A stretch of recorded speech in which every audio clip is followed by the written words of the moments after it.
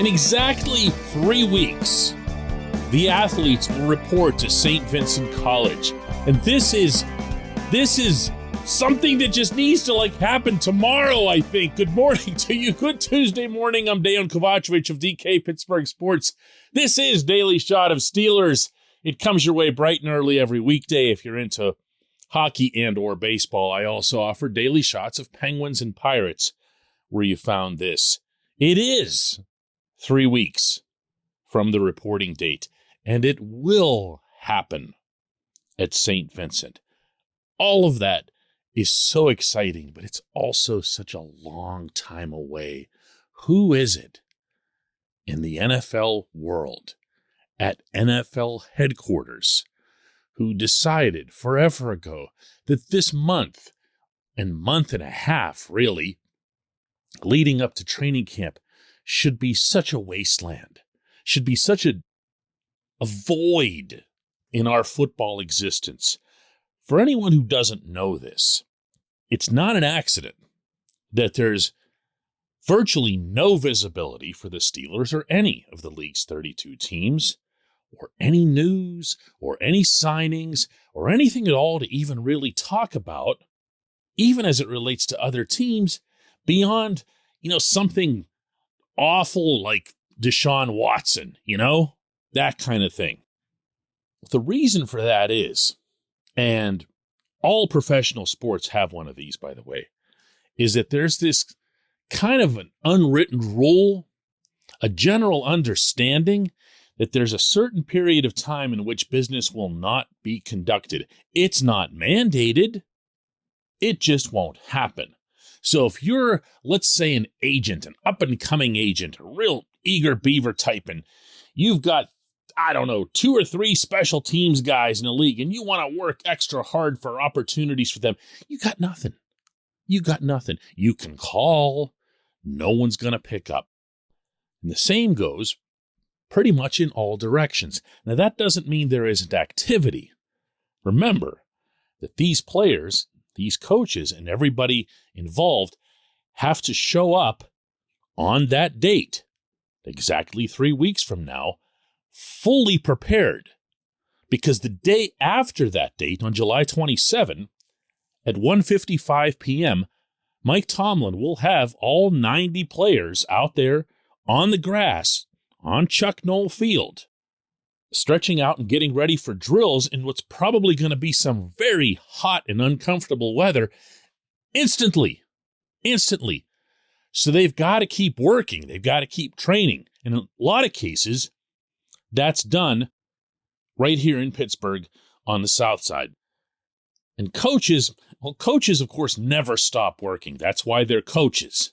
So they're still in there. They're still in the offices, but even they take a week or so to get away from it, to clear their heads, to make sure they're completely ready for the grind that's to come. But in the interim, and no one's concerned about this at all, I'm going nuts. This portion of Daily Shot of Steelers is brought to you by Point Park University. Choose from nearly 100 career-focused programs leading to bachelor's, master's, and doctoral degrees.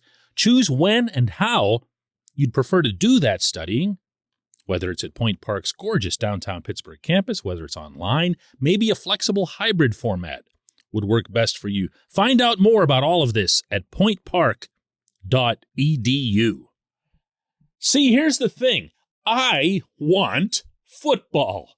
I'm not all that complicated. I cover all 3 of our teams in Pittsburgh, so I also have other things to distract me. I'm flying in a couple of days up to Montreal to cover the NHL draft. The Penguins have some major decisions to make regarding Evgeny Malkin and Chris Letang. I've obviously got baseball season going on. The Pirates are a very strange team this summer with some genuine cause for excitement and a whole lot of genuine blah. But speaking for myself personally, I don't function very well when I don't have all 3 of them in some form. I really don't. And I am that eager beaver agent who wants to defy everyone else and start thinking right now about what it'll be like monitoring every little aspect of this quarterback battle that's to come. This is fascinating. We haven't had a quarterback battle of any kind, not a real one, in Pittsburgh in 20 years. 20 years. Really couldn't do any of that at OTAs or minicamp because every drill is the same. Every drill is pretty simple, and it's all just about basic execution. There wasn't one guy who looked any better than the rest. But in Latrobe, the very first time you see them line up in 7-on-7, 11-on-11, and Kenny Pickett completes a deep ball, and the 5,000 or so people in the bleachers or up on the grass hills at St. Vincent roar out in approval. We've got news. We've got something significant. And the moment that everyone else finds out about it, the whole Steelers nation is fussing over it, and rightly so. It's a really big deal, and it's going to be a lot of fun. How are these wide receivers going to come together? What if George Pickens literally and figuratively jumps out of the pack? What if that happens? What if Najee Harris and his brand new tree trunk legs look stronger and more rigid than ever and allow him to break even more tackles? What if this offensive line shows some signs, any signs of improvement, of the tens of millions of dollars that were just invested into it paying off right away? What if Pat Freiermuth takes the next step? What if Devin Bush looks like an elite athlete again? There's one right there all by itself. How does that affect your thinking about where this defense could go? How about a defensive line that can run stop again? I'm pretty sure they'll be able to do that. They won't be the worst in the league. They might have the biggest room for improvement and achieve it.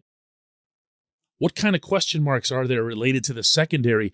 No one gets challenged in a training camp setting quite like the secondary. Because those deep balls that I mentioned earlier, when they get completed, someone's getting burned. Oh, and what about the best defensive player on the planet, with all due respect to Aaron Donald? Because TJ Watt is that. That's not my opinion. That's the award that he was given.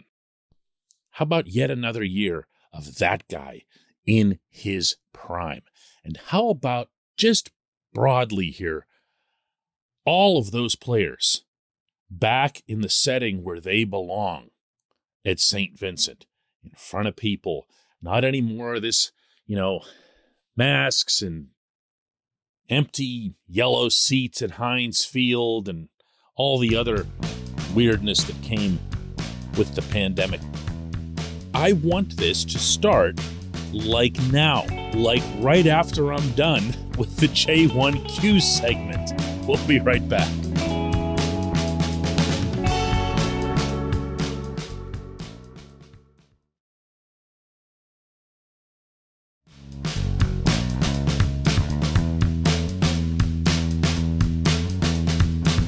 This portion of Daily Shot of Steelers is brought to you by our friends at Mike's Beer Bar. They're located directly across Federal Street from PNC Park.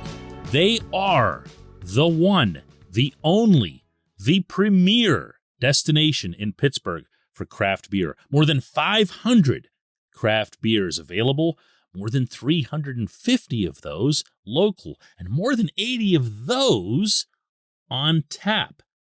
Mike's can't be topped, not for beer, not for the awesome kitchen and menu that's available, and not for all the special events that are going on there. Check them out online at mikesbeerbar.com. Mike's Beer Bar, right across Federal Street from PNC Park. And today's J1Q comes from Daniel Hayes, who asks, what if Mitch Trubisky does well, like shocks everyone? Would he then be looked at as the Steelers franchise quarterback? What happens to Kenny Pickett then if Mitch plays that well or even better? Would it be similar to Aaron Rodgers and Jordan Love? And, this is the other reason, Daniel, that I can't wait for real stuff and real information, because most of this show has been, out of necessity, hypothetical. I probably did an entire week of hypothetical program last week on Daily Shot of Steelers. And it's fun. It can make you think. It can occasionally even be productive. In the case of your question, I do think it's something that the Steelers have to consider, at least as a possibility. They have to be open to it. I think that they are. I think they'd be crazy not to be. Your scenario here is that basically Mitch becomes what he was supposed to be. He doesn't necessarily overachieve, because when you're a number 2 overall pick in the NFL draft, nothing less than being really, really good, if not a star, especially at his position, is the expectation. That is the bar. And that can't be left out of this equation. I mentioned it the day they acquired him, that you had to be open-minded no matter what else happened along the way. Additions, subtractions. There had to be a door available to management to say, hey, if this guy is all that, then he's actually going to be the one. Now, I'm not going to make that prediction. Obviously, I don't think anyone would. While Mitch has been unfairly, I think, maligned for his time in Chicago, considering he was, playing for the Bears, where all they do is chew up and spit up their own quarterbacks.